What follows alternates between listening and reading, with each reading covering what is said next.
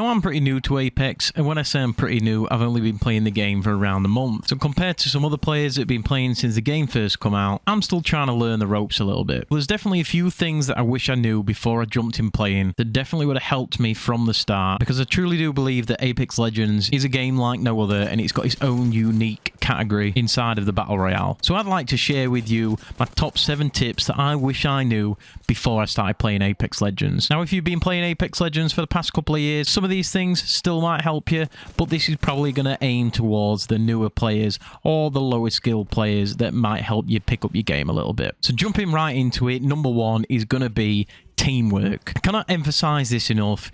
Apex Legends is based around teamwork, and you can see that just by looking at the Legends abilities. The Legends abilities are designed to help each other during the game, so you're going to get the best games that you possibly can by sticking with your team throughout the game. Yeah, there are going to be some people that are absolutely amazing at the game that can go off and just solo queue up without a team and just go and push squads and just wipe them, but the majority of us aren't going to be able to do that, especially with how long the time to kill is in this game. You do need help from your teammates, so if you struggle to stay alive or you're struggling to get kills, just stick with your team, and you'll find that by fighting as a team, you'll be able to wipe squads quicker.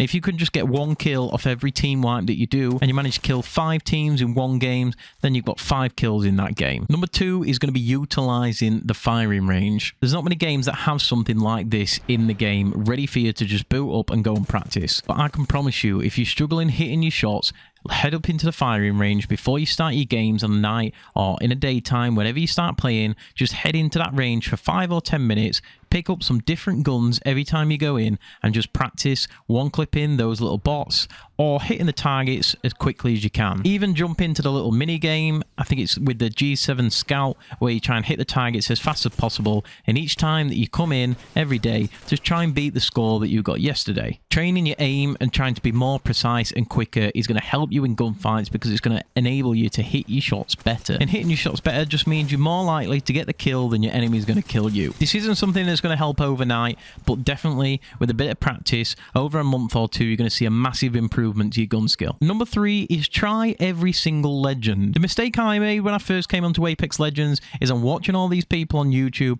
I'm watching all these TikToks of all these different legends that people use, thinking, oh, I need to use that legend, I'm probably going to be good with that legend if this person's good with that legend. That is just not true. Each legend had its own unique abilities, and there's a legend out there for every single playstyle. Now, obviously, try and look at your playstyle and see which legend caters to you. If you're more of a fast-paced player, then try and use one of the movement legends. But if you're one of these players that likes to sit back and wait for the enemies to come to you, a movement legend probably isn't going to be any good to you. So try one of the defensive legends like Caustic or even Wattson. These will really help you setting up in a building and give you that little bit of an advantage of people trying to push in towards you. Don't just use a legend because someone's told you to. Try every legend and see what fits your playstyle and see what you play best with. At the end of the day, the abilities are there to help you out, so make sure you're getting the most out of the legend that you're picking. Just before we go on to the next tip, make sure if this video does help you, hit that like button, hit the subscribe button. Any support to the channel is greatly appreciated. Going on to number 4, and this is something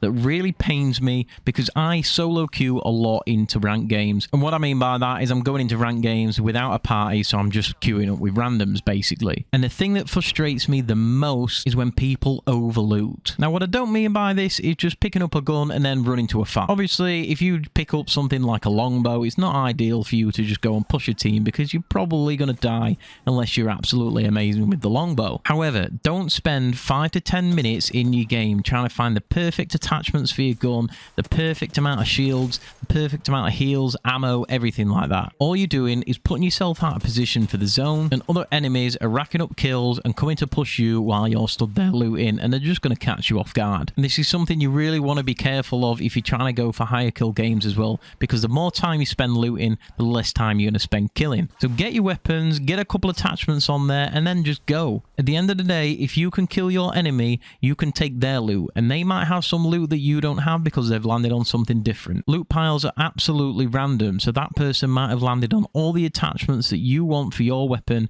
and it might take you 10-15 seconds to kill them, or it might have took you 10-15 minutes to loot up and try and find those attachments yourself. So just grab a gun, get comfortable, and go. Don't spend time overlooting in one place for 5-10 minutes. Just get your guns, get your ammo, get out. For the next tip, this is going to be focusing on rank play. Now, if you're someone like me, I'm very competitive and I like to try and strive for higher ranks. And obviously, if you die straight off the rip and you don't get any kills, you're just going to lose points and potentially start going down the ranks. One thing you've got to remember in rank games is if you land with your squad and both of your teammates die and you're still alive, it doesn't mean that the game's over. You don't just have to push in, try and 1v3 it, because 90% of the time you're probably just going to die to a fully stacked up team. And then you're just going to lose some RP and start going down on your ranks. Instead, what you can do is play really passively, try and get a top 5 placement, and you'll actually get some plus RP to keep you in those top ranks. By doing this every time that your team has a really bad start to a game, it just stops you from losing that really important RP and stops you falling down the ranks really quickly. Obviously, it's not the most exciting of gameplay because you're probably just going to be sat edge zone most of the game.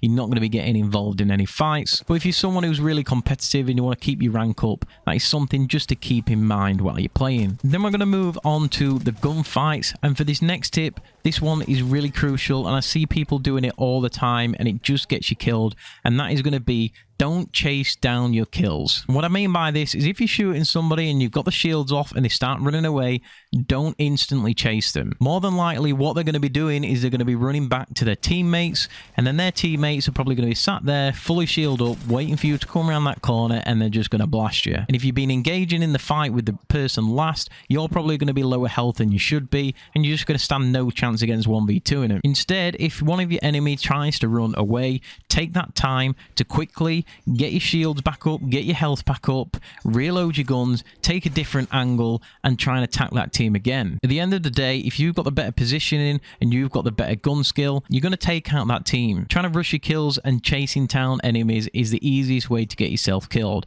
Try and be a little bit smarter in your gunfights. You're not always going to be able to get someone down straight away, but just be patient. Wait for your time to optimize on your enemy, because once you've got the first one down, it is much easier to go for the 3v2. And lastly, if you want to improve at Apex Legends, the thing that you need to do is you need to be landing in places where other teams are going to be dropping. Now, this can be frustrating at times because there are going to be times where you're literally going to land and die. But if you just jump into some pub games, start landing in hot areas, it's going to put you in some difficult situations that you're going to need to fight yourself out of. And the best way to learn to get out of those situations is by being in them. And the more you start winning them, the more experience you're going to have and the more success you're going to have over time. This will slowly improve you over time and you'll get more confident in taking on gunfights. If these tips did help you, don't forget to be subscribed to this channel. Like I said, I'm pretty new to Apex, but I'm really enjoying this game at the moment.